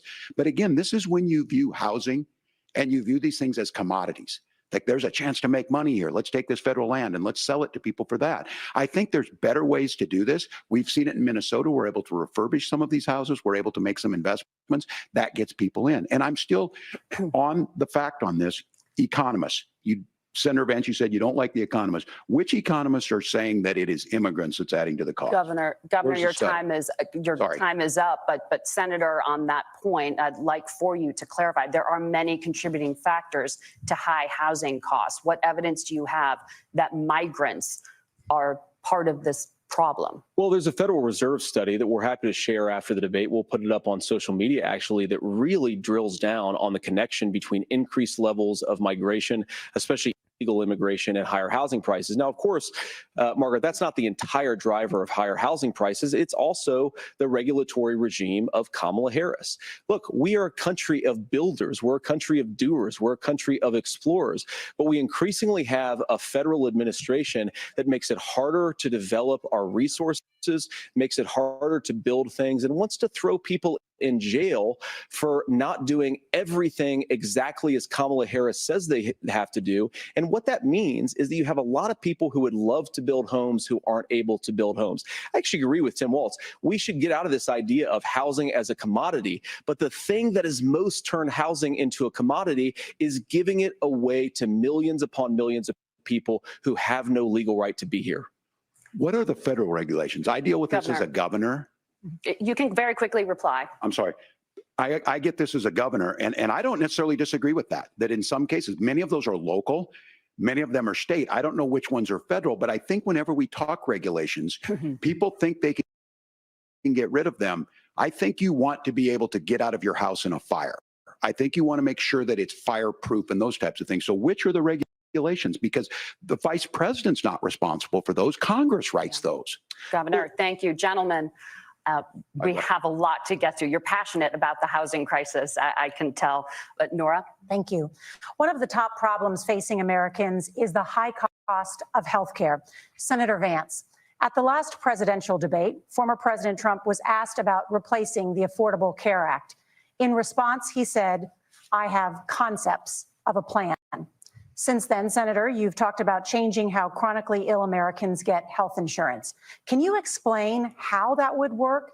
And can you guarantee that Americans with pre-existing conditions won't pay more? I'll give you 2 minutes. Well, of course, we're going to cover Americans with pre-existing conditions. In fact, a lot of my family members have gotten health care. I believe, members of my family actually got private health insurance, at least for the first time, switched off of Medicaid onto private insurance for the first time under Donald Trump's leadership. And I think that, a lot of people have criticized this concepts of a plan remark. It's very simple common sense. I think as Tim Walz knows from 12 years in Congress, you're not going to propose a 900-page bill standing on a debate stage. It would bore everybody to tears, and it wouldn't actually mean anything because part of this is the give and take of bipartisan negotiation. Now, when Donald Trump was actually president, and again, he has a record to be proud of. Prescription drugs fell in 2018 for the first time in a very long time. Under Kamala Harris's leadership, prescription drugs are up about 7%. Under Donald Trump's entire 4 years, they were up about 1.5%. He introduced pricing transparency. Think about health care. You go into a hospital, you try to buy something, and nobody knows what it actually costs. That price transparency will actually give American consumers a little bit more choice and will also drive down costs. And we talked about, the reinsurance regulations is what I was talking about. Look, Donald Trump has said that if we allow states to experiment a little bit on how to cover both the chronically ill, but the non-chronically ill, it's not just a plan. He actually implemented some of these regulations when he was president of the United States. And I think you can make really good argument that it salvaged Obamacare, which was doing disastrously until Donald Trump came along. And I think it's an important point about President Trump. Of course, you don't have to agree with everything that President Trump has ever said or ever done. But when Obamacare was crushing under the weight of its own regulatory burden and healthcare costs, Donald Trump could have destroyed the program. Instead, he worked in a bipartisan way to ensure that Americans had access to affordable care. It's not perfect, of course, and there's so much more that we can do, but I think that Donald Trump has earned the right to put in place some better healthcare policies. He's earned it because he did it successfully the first time. Governor? All right, here's where being an old guy gives you some history. I was there at the creation of the ACA. And the reason it was so important is I come from a major healthcare state, home of the Mayo Clinic, home to Medical Alley. 3M, Medtronic, all of those. We understand healthcare. It's why we're ranked first on affordability and accessibility and quality of healthcare. And so what I know is under Kamala Harris, more people are covered than they have before. And those of you listening, this is critical to you. Now, Donald Trump all of a sudden wants to go back and remember this. He ran on the first thing he was going to do on day one was to repeal Obamacare. On day one, he tried to sign an executive order to repeal the ACA. He signed on to a lawsuit to repeal the ACA, but lost at the Supreme Court. And he would have repealed the ACA had it not been for the courage of John McCain to save that bill. Now, fast forward, what that means to you is you lose your pre-existing conditions. If you're sitting at home and you got asthma, too bad. If you're a woman, probably not. Broke your foot during football, might kick you out. Your kids get kicked out when they're 26.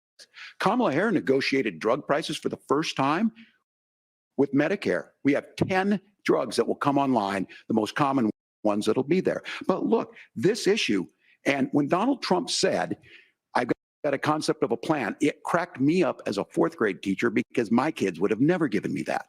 But what Senator Vance just explained might be worse than a concept, because what he explained is pre-Obamacare. And I'll make this as simple as possible because I have done this for a long time.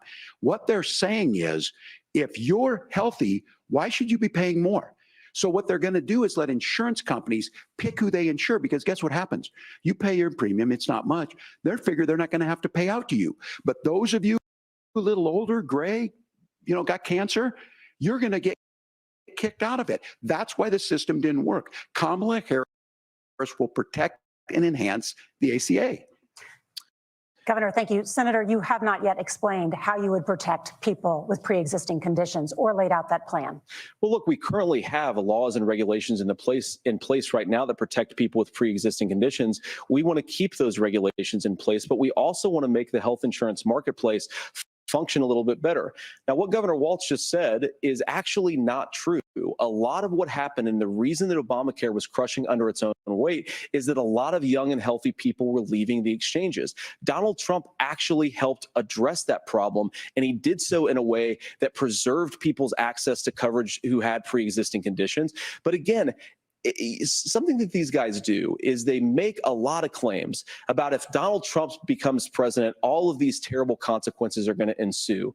But in reality, Donald Trump was president. Inflation was low. Take-home pay was higher, and he saved the very program from a Democratic administration that was collapsing and would have collapsed absent his leadership. He did his job, which is govern in a bipartisan way and get results, not just complain about problems, but actually solve them. Governor, did enrollment under the Affordable Care Act go up under the Trump administration?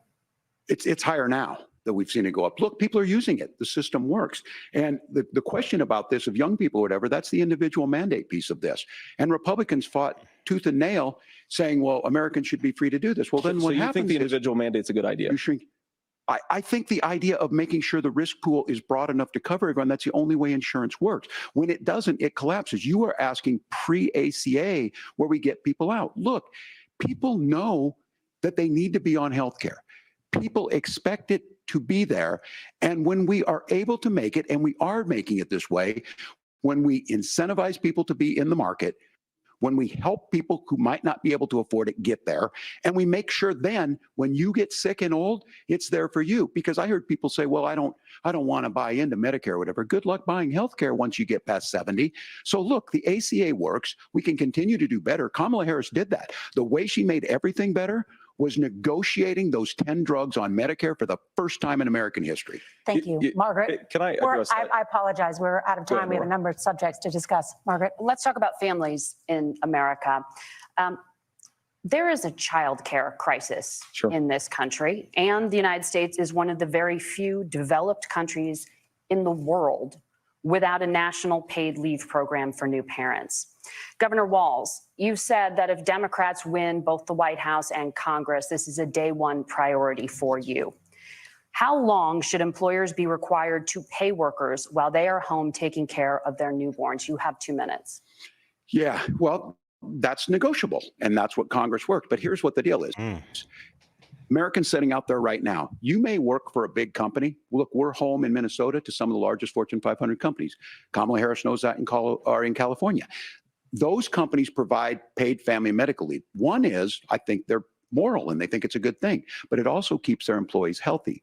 We in Minnesota passed a paid family medical leave. You have a child, and I had to go back to work 5 days after my kids were born. This allows you to stay home a certain amount of time. What we know is that gets the child off to a better start. The family works better. We stay in their employers. We get more consistency in that. So Kamala Harris has made it a priority. We implemented it in Minnesota and we see growth. That's how you become a pro-business state. But the negotiations on it, and here's the issue. Those big companies are able to offer it. Those of you out there who don't have it, just imagine what happens if you get cancer or your child gets sick. We know what happens. You end up staying home. In some places, that means no paycheck because you've got no protection on that. This is the case of an economy that Donald Trump has set for the wealthiest amongst us. He's willing to give those tax breaks to the wealthiest. He's willing to say, bust those unions up, do whatever. What we're saying is the economy works best when it works for all of us. And so a paid family medical leave program, and I will tell you, go to the families or go to the businesses and ask them. As far as childcare on this, you have to take it at both the supply and the demand side. You can't expect the most important people in our lives to take either our children or our parents to get paid the least amount of money. And we have to make it easier for folks to be able to get into that business and then to make sure that folks are able to pay for that. We were able to do it in Minnesota, and I'm still telling you this. We were listed as the best state. We're still in crisis on this. A federal program of paid family and medical leave and help with this will enhance our workforce, enhance our families, and make it easier to have the children that you want. Governor, your time is up. Senator, do you support a national paid leave program? And if so, for how long should employers be mandated to pay their employees while they are home taking care of their newborn? You have 2 minutes. Yeah, well, first of all, Margaret, a number of my Republican colleagues and some Democrats, too, have worked on this issue. And I think there is a bipartisan solution here because a lot of us care about this issue. I mean, look, I speak from this very personally because I'm married to a beautiful woman who is an incredible mother to our 3 beautiful kids, but is also a very, very brilliant corporate litigator. And I'm so proud of her. But being a working mom, even for somebody with all of the advantages of my wife, is extraordinarily difficult. And it's not just difficult from a policy perspective. She actually had access to paid family leave because she worked for a bigger company. But the cultural pressure on young families and especially young women, I think makes it really hard for people to choose the family model they want. A lot of young women would like to go back to work immediately. Some would like to spend a little time home with the kids. Some would like to spend longer at home with the kids. We should have a family care model that makes choice possible. And I think this is a very important substantive difference between Donald Trump and Kamala Harris's approach. I mean, look, if you look at the federal programs that we have that support paid family leave right now, the Community Development Block Grant, and there's another block grant program that spends a lot of money from the federal government. These programs only go to one kind of childcare model. Let's say you'd like your church maybe to help you out with childcare. Maybe you live in a rural area or an urban area and you'd like to get together with families in your neighborhood to provide childcare in the way that makes the most sense. You don't get access to any of these federal monies. We want to promote choice in how we deliver family care and how we promote childcare. Because look, It is unacceptable. And, of course, Tim and I have been on the campaign trail a lot the past 7 or 8 weeks. And one of the biggest complaints I hear from young families is people who feel like they don't have options, like they're choosing between going to work or taking care for their kids. That is an incredible burden to put on American families. We're the only country that does it. I think we could do a heck of a lot better. Senator, thank you. You have also said, Senator Vance, many things about the American family. The Federal Reserve says parents will spend nearly as much on childcare as they do on housing each month. So I want to get your thoughts on this. President Trump recently said, as much as childcare is talked about as being expensive, it's relatively speaking not very expensive compared to the kinds of numbers we'll be taking in. Is President Trump committed to the $5,000 per child tax credit that you have described? You have 1 minute.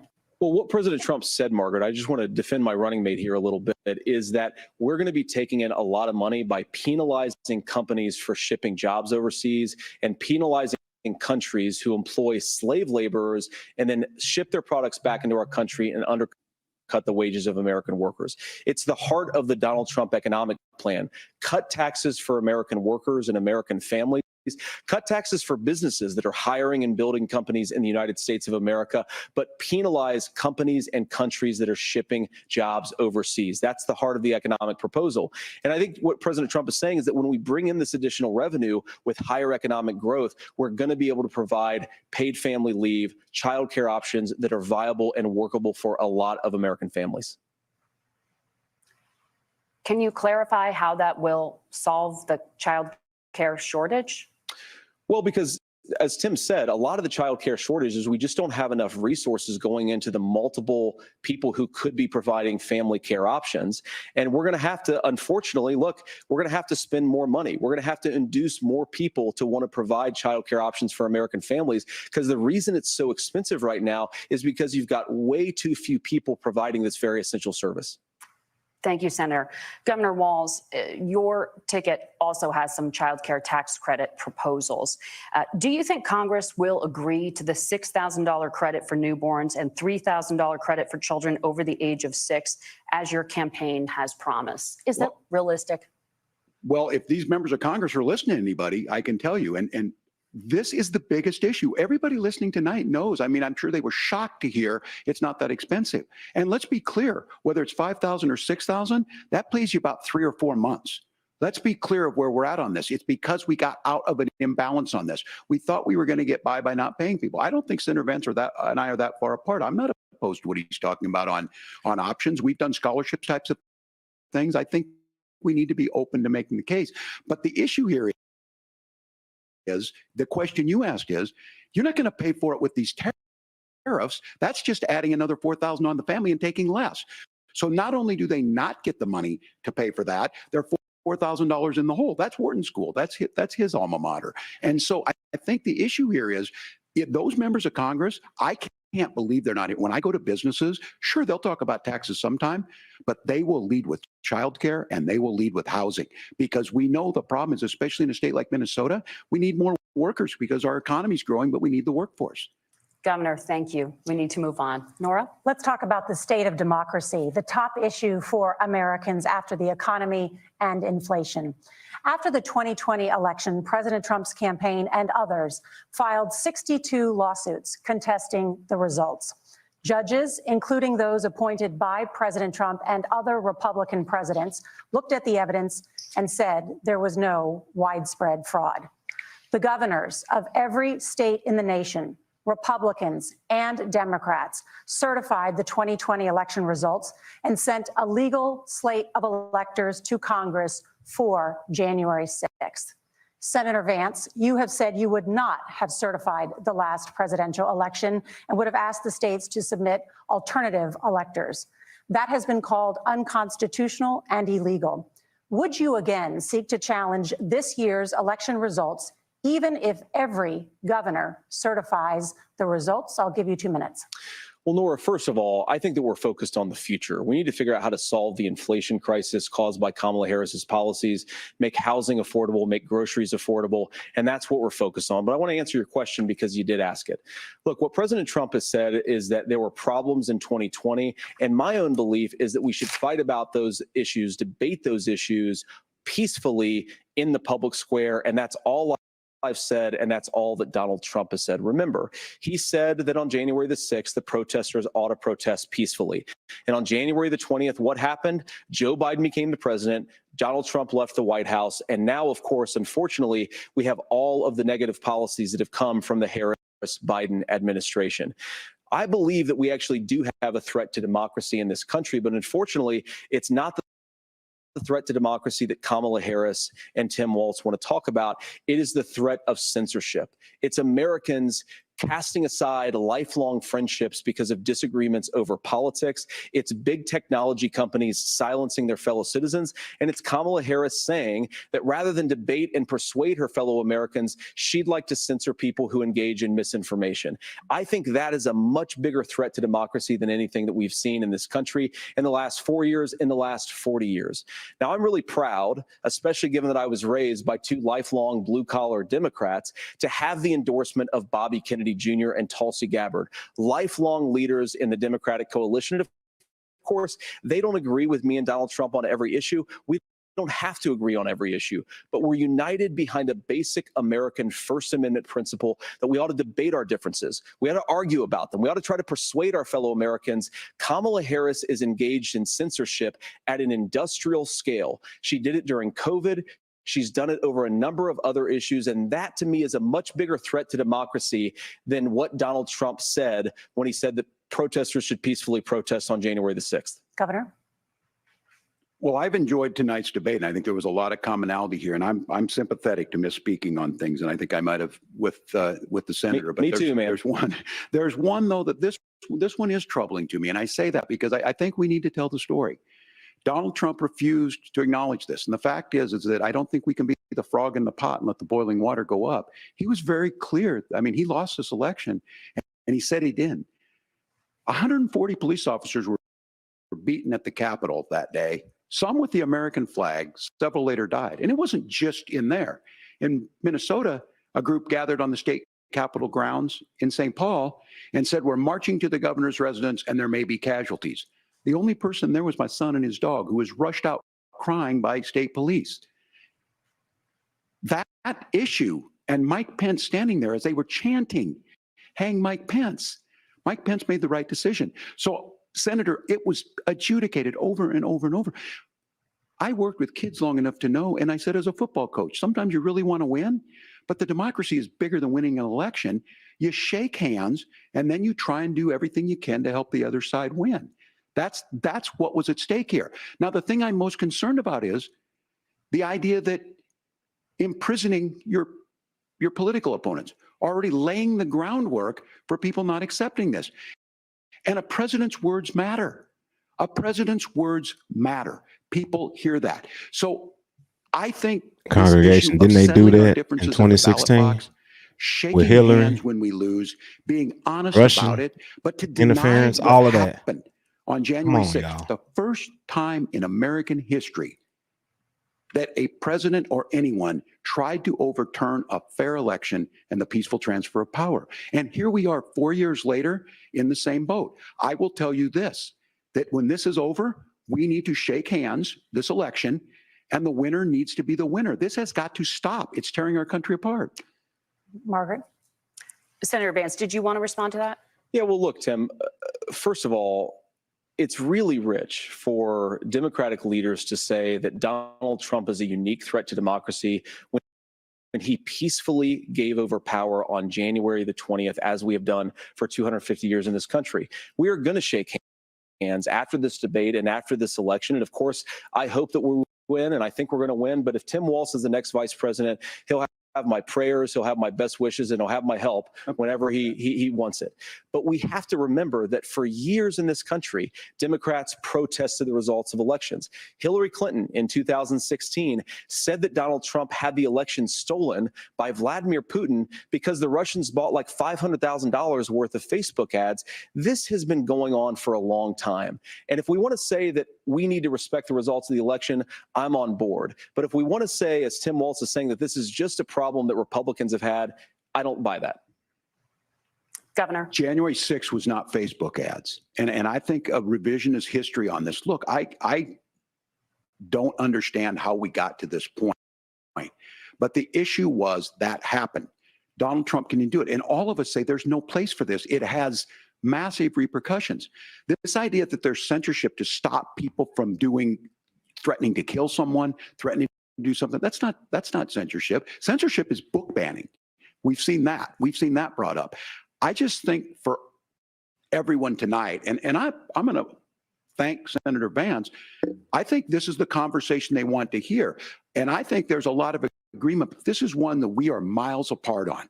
This was a threat to our democracy in a way that we had not seen. And it manifested itself because of Donald Trump's inability to say. He is still saying he didn't lose the election. I would just ask that. Did he lose the 2020 election?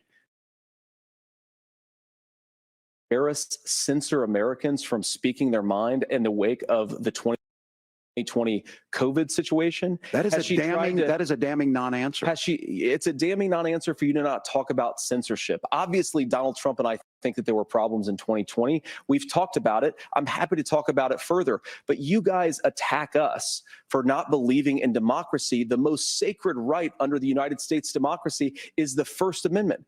You yourself have said there's no First Amendment right to misinformation. Kamala Harris wants to use the power of government and big tech to silence people from speaking their minds. That is a threat to democracy that will long outlive this present political moment. I would like Democrats and Republicans to both reject censorship. Let's persuade one another. Let's argue about ideas, and then let's come together afterwards. You can't yell fire in a crowded theater. That's the test. That's the Supreme Court test. Tim, fire in a crowded theater. You guys wanted to kick people off of Facebook for saying that toddlers shouldn't wear masks. Senator, the governor does have the floor. Fire in a crowded theater. That is criticizing the policies of the government, which is the right of every American. Senator, the governor does have the floor for 1 minute to respond to you. Yeah. Well, I don't run Facebook. What I do know is I see a candidate out there who refused, and now again, and this, I'm pretty shocked by this, he lost the election. This is not a debate. It's not anything anywhere other than in Donald Trump's world. Because look, when Mike Pence made that decision to certify that election, that's why Mike Pence isn't on this stage. What I'm concerned about is, where is the firewall with Donald Trump? Where is the firewall if he knows he could do anything, including taking an election, and his vice president's not going to stand to it? That's what we're asking you, America. Will you stand up? Will you keep your oath of office, even if the president doesn't? And I think Kamala Harris would agree. She wouldn't have picked me if she didn't think I would do that, because of course that's what we would do. So America, I think you've got a really clear choice on this election of who's going to honor that democracy and who's going to honor Donald Trump. Governor, your time is up. Thank you, gentlemen. We will be right back with both of our candidates. The CBS News vice presidential debate continues.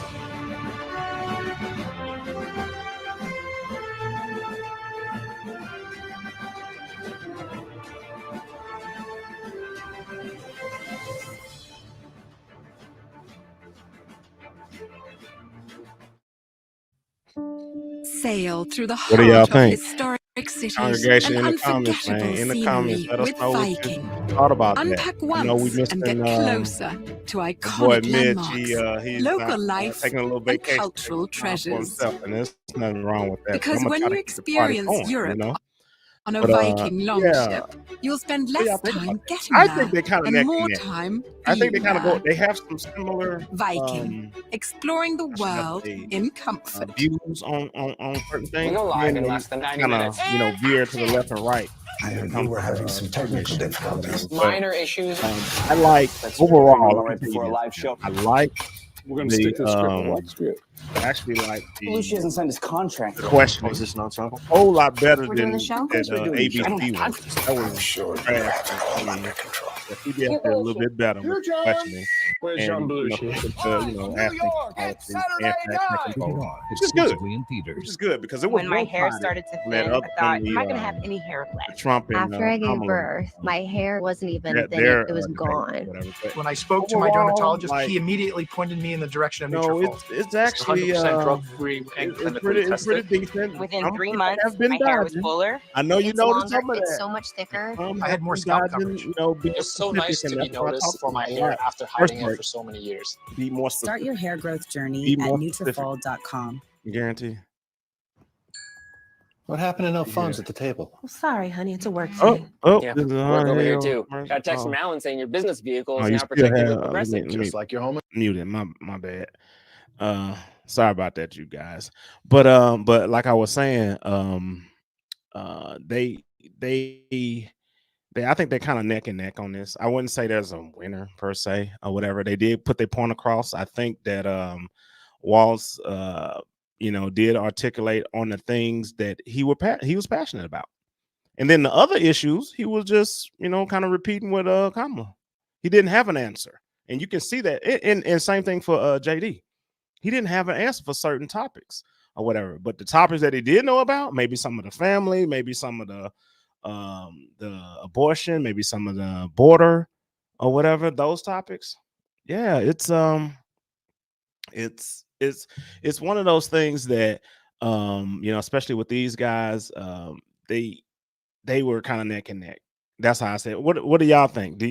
From the perspective, congregation, everybody that's in the chat, like, what do y'all think? Do y'all think that it was one-sided? One Walz hit it, knocked it out the park, or did JD? Did he do his thing?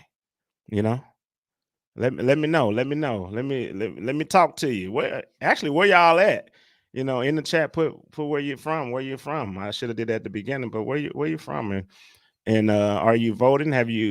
Does this debate sway your vote? If you were on the fence, and you're trying to figure out, which side, which team or administration you want to go with, did this help your sway you in the right direction? Let me know. Put it in the comments, or put it in the comments. Okay. Alaska. We got Alaska over here. Okay. Vega Man 66. That's what's up. And who? We also got Ohio. Okay. That's what I'm talking about. What do y'all think? What do y'all think about this? Guarantee. Oh, Mitch from Los Cabos, man. Oh yeah, he's down there. I think this debate is better than Trump in here. I agree, man. I agree. All right, they're gonna probably do their closing statements. Let's do it. Debate. It is now time for the closing statement. Senator Vance won the virtual coin toss and elected to go last. So Governor Walz, you are first. You have 2 minutes. Well, thank you, Senator Vance. Thank you to CBS News. And most importantly, thank you to all of you. If you're still up and the folks who miss Dancing with Our Stars, I appreciate it. But look, the support of the democracy matters. It matters that you're here. And I'm as surprised as anybody of this coalition that Kamala Harris has built, from Bernie Sanders to Dick Cheney to Taylor Swift, and a whole bunch of folks in between there. And they don't all agree on everything, but they are truly optimistic people. They believe in a positive future of this country, and one where our politics can be better than it is. And I have to tell you, that better than it is the sense of optimism that there can be an opportunity economy that works for everyone, not just to get by, but to get ahead. And the idea that freedom really means something, not the freedom of government to be in your bedroom or exam room, but the freedom for you to make choices about yourself. Now, look, we all know who Donald Trump is. He's told us, and as Maya Angelou said, believe him when he told you that. His first inaugural address talked about American carnage, and then he spent 4 years trying to maybe do that. Senator Vance tonight made it clear he will stand with Donald Trump's agenda. He will continue to push down that road. excuse me, Kamala Harris gives us a different option. Now, I'll have to tell you, I'm going to be careful about the quotes, but there's one that Senator Vance said that does resonate with me. He said, Donald Trump makes the people I care about afraid. A lot of America feels that way. We don't need to be afraid. Franklin Roosevelt was right. All we have to fear is fear itself. Kamala Harris is bringing us a new way forward. She's bringing us a politics of joy. She's bringing real solutions for the middle class, and she's centering you at the heart of that. All the while asking everyone, join this movement, make your voices heard. Let's look for a new day where everybody gets that opportunity and everybody gets a chance to thrive. I humbly ask for your vote on November 5th for Kamala Harris. Governor Walz, thank you. Senator Vance, your closing statement. Well, I want to thank Governor Walz, you folks at CBS, and of course the American people for tuning in this evening. And one of the issues we didn't talk about was energy. And I remember when I was being raised by my grandmother, when she didn't have enough money to turn on the heat some nights because Ohio gets pretty cold at night and because money was often very tight. And I believe, as a person who wants to be your next vice president, that we are a rich and prosperous enough country where every American, whether they're rich or poor, ought to be able to turn on their heat in the middle of a cold winter night. That's gotten more difficult thanks to Kamala Harris's energy policies. I believe that whether you're rich or poor, you ought to be able to afford a nice meal for your family. That's gotten harder because of Kamala Harris's policies. I believe that whether you're rich or poor, you ought to be able to afford to buy a house. You ought to be able to live in safe neighborhoods. You ought to not have your communities flooded with fentanyl. And that too has gotten harder with because of Kamala Harris's policies. Now, I've been in politics long enough to do what Kamala Harris does when she stands before the American people and says that on day one, she's going to work on all these challenges I just listed. She's been the vice president for 3.5 years. Day one was 1,400 days ago, and her policies have made these problems worse. Now, I believe that we have the most beautiful country in the world. I meet people on the campaign trail who can't afford food, but have the grace and generosity to ask me how I'm doing and to tell me they're praying for my family. What that has taught me is that we have the greatest country, the most beautiful country, the most incredible people anywhere in the world. But they're not going to be able to achieve their full dreams with the broken leadership that we have in Washington. They're not going to be able to live their American dream if we do the same thing that we've been doing for the last 3.5 years. We need change. We need a new direction. We need a president who has already done this once before and did it well. Please vote for Donald Trump. And whether you vote for me or vote for Tim Walz, I just want to say I'm so proud to be doing this, and I'm rooting for you. God bless you and good night. Senator Vance, thank you. And thank you both for participating in the only vice presidential debate of this election cycle. I'm Margaret Brennan. And I'm Nora O'Donnell. And a reminder, there are just 35 days until Election Day. 35 days. Please get out and vote. And for all of us here at CBS News, thank you and good night. Like I say, you guys, definitely have an informed The first and only vice pick when it comes to, making your selection. Okay. Make sure that we do that. Make sure that when, I'm going ahead and mute this, but just make sure that we do that, is make that informed judgment. And when you're listening to this, that's why I like to just watch it raw. And I mentioned this before.